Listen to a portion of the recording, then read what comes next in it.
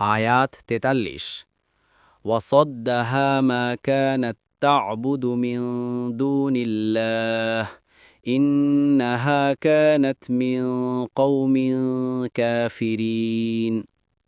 অনুবাদ: আর আল্লাহর পরিবর্তে সে যার পূজা করত সেটাই তাকে নিবৃত করেছিল, যদিও সে তো ছিল কাফের সম্প্রদায়ের অন্তর্ভুক্ত। তাফসীর: ১ নং ফুটনোটের বিবরণ। বলা হয়েছে যে আল্লাহর পরিবর্তে সে যার পূজা করত সেটাই তাকে নিবৃত করেছে।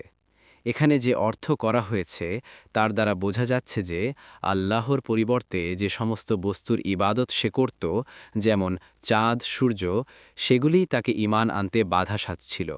কারণ মানুষের মনে একবার কোনো কিছুর মহব্বত গেঁথে গেলে সেটা থেকে পরিত্রাণ পাওয়া দুষ্কর হয়ে পড়ে।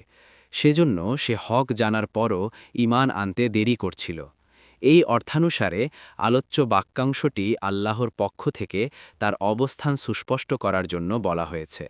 অর্থাৎ তার মধ্যে জিদ ও একগুঁইমি ছিল না।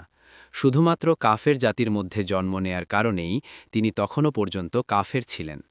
সচেতন বুদ্ধিবৃত্তির অধিকারী হওয়ার পর থেকেই যে জিনিসের সামনে সিজদাবনত হওয়ার অভ্যাস তার মধ্যে গড়ে উঠেছিল, সেটিই ছিল তার পথের প্রতিবন্ধক।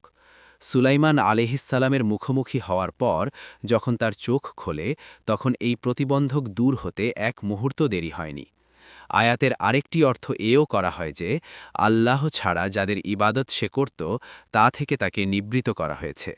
তখন নিবৃতকারী স্বয়ং আল্লাহ হতে পারেন, কারণ তিনি তা হারাম ঘোষণা করেছেন, অথবা সুলাইমান আলাইহিসসালামও হতে পারেন, কারণ ঈমান আনতে বাধ্য করার মাধ্যমে সুলাইমান আলাইহিসসালাম তাকে অন্য কিছুর ইবাদত ত্যাগ করতে বাধ্য করলেন।